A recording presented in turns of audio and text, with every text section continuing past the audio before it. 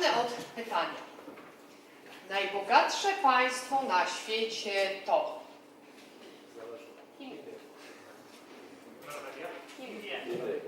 Bank. USA. Ale pod warunkiem, że weźmiemy pod uwagę tylko i wyłącznie ogólny produkt krajowy brutto. Natomiast jeżeli podzielimy go przez ilość mieszkańców w danym kraju, czyli produkt krajowy brutto per capita, ranking wygląda inaczej. Najbogatsze państwo to Luksemburg. USA znajduje się dopiero na 7. miejscu. Natomiast to, w czym niewątpliwie USA dzierży palmę pierwszeństwa, to poziom zadłużenia. Deficyt budżetowy USA 20 bilionów dolarów. Całkowity dług 70 bilionów dolarów. Dług na każdego obywatela 212 tysięcy. Tak naprawdę rodzimy się, żeby spłacać dług. Otrzymując akt urodzenia, stajemy się zabezpieczeniem tej pożyczki, którą w naszym imieniu zaciąga rząd. Zaczynamy ją spłacać, kiedy płacimy podatki, z których większa część idzie na spłatę odsetek od tego długu. Zapewne widzieliście już tego mema. Świat zadłużony na 40 bilionów dolarów. Nie, proszę Państwa. Samo zadłużenie USA, jak widzieliście przed chwilą, to 60 bilionów dolarów. Świat zadłużony jest na 233 biliony dolarów. Bynajmniej jednak nie u Jowisza, a w bankach, głównie żydowskich bankach należących do rodziny Rothschildów. Tutaj widzicie ich pełną listę, między innymi również Narodowy Bank Polski. O, tutaj. Na następnym slajdzie widzicie banki, które nie należą do rodziny Rothschildów. W roku 2000 było to 8 banków państw, które widzicie wymienione. W roku 2011 po serii ataków terrorystycznych oraz pokojowych interwencji USA zostały tylko 4. Pytanie otwarte, jak sytuacja będzie wyglądać w roku 2020. Ale przejdźmy do historii naszego systemu monetarnego, którego początki datujemy na 1600 rok przed naszą erą, za czasów Fenicji. Posługiwali się oni kulkami złota, srebra, brązu jako środkiem płatniczym. Zajmowali się tym głównie złotnicy. Przyjmowali oni kosztowności swoich klientów jako depozyt i jako potwierdzenie przyjęcia wydawali kwity depozytowe. Po jakimś czasie zorientowali się jednak, że tak naprawdę niewiele osób zgłasza się po odbiór tego depozytu, za to kwity wydane przez nich zaczynają krążyć w obiegu jako środek płatniczy. I to one właśnie dały początek naszemu współczesnemu rozumieniu pieniądza. W XIX wieku naszej ery wykształcił się tak zwany system waluty złotej, zwany standardem złota. Oznaczał on, że bank nie mógł dodrukować więcej pieniędzy niż posiadał rezerw złota w swoim skarbcu. Miało to bardzo duże znaczenie dla ograniczenia możliwości manipulacji finansowych. Poza tym każdy obywatel posiadający pieniądze mógł w dowolnym momencie wymienić je na odpowiadającą im ilość złota, co zresztą znajdowało swoje potwierdzenie w ówczesnym napisie na ówczesnym dolarze Redeemable in Gold on Demand, wymieniany na złoto na życzenie. W 1971 roku w USA zniesiono standard złota i wprowadzono tzw. pieniądz fiducjarny. Pieniądz fiducjarny nie ma oparcia w metalach szlachetnych.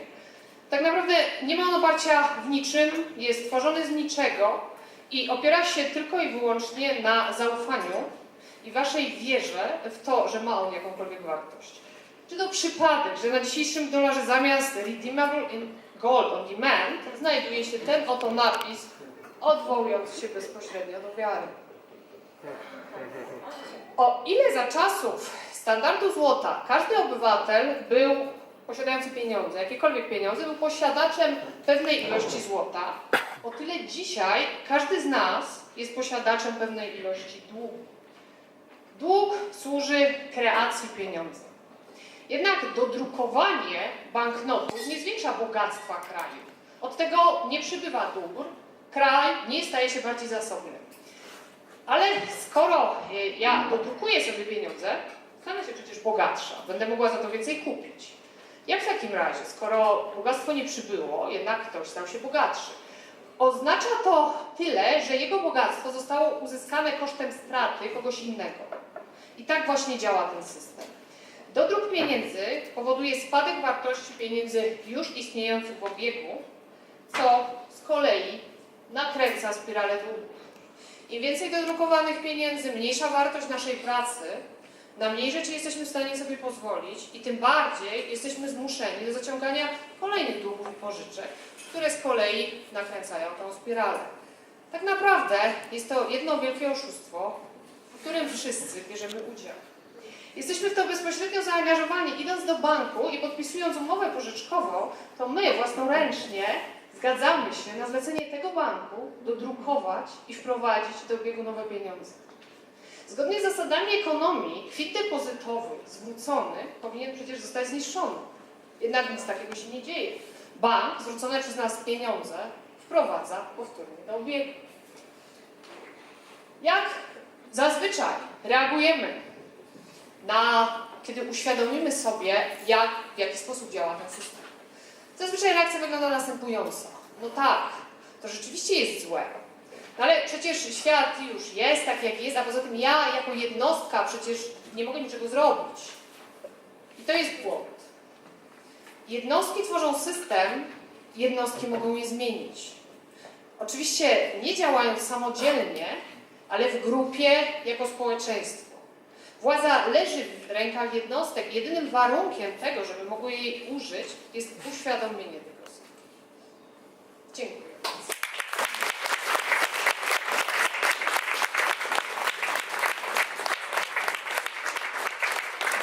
Wielkie gratulacje, dziękujemy Moniko, poczekaj jeszcze bardzo proszę. Dziękujemy, że zechciałaś się podzielić z nami wiedzą o finansach. Moi drodzy, teraz jeszcze w kwestii technicznej, o której zapomniałam Wam powiedzieć na początku, przed pierwszym mówcą. Otrzymaliście na wstępie, na wejściu balotki, które są nazwane imionami mówców, którzy pojawiają się tutaj na scenie. Tutaj była Monika i bardzo Was proszę, żebyście wpisywali tam swoją informację zwrotną, która będzie niezwykle przydatna dla Moniki, czyli napiszcie, co się Wam podobało, co by można było jeszcze zmienić, poprawić. Także to jest przede wszystkim bardzo pomocne dla mówcy i bardzo proszę w przerwie, abyście te balotki położyli tutaj na pufach, tych szarych, które są przed sceną, a my sobie już z tym wszystkim poradzimy. I jeszcze jedna informacja, to dzisiaj wybieramy najlepszego mówcę wieczoru, także moi drodzy, bądźcie cały czas w skupieniu. Teraz możecie sobie powoli wypełniać te balotki, a ja bym Monice bardzo chciała podziękować i w ramach podziękowania od serca, dla serca serce.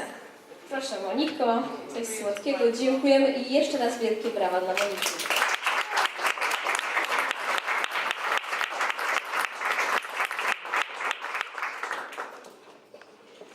Toastmaster Students. Teraz zaproszę trochę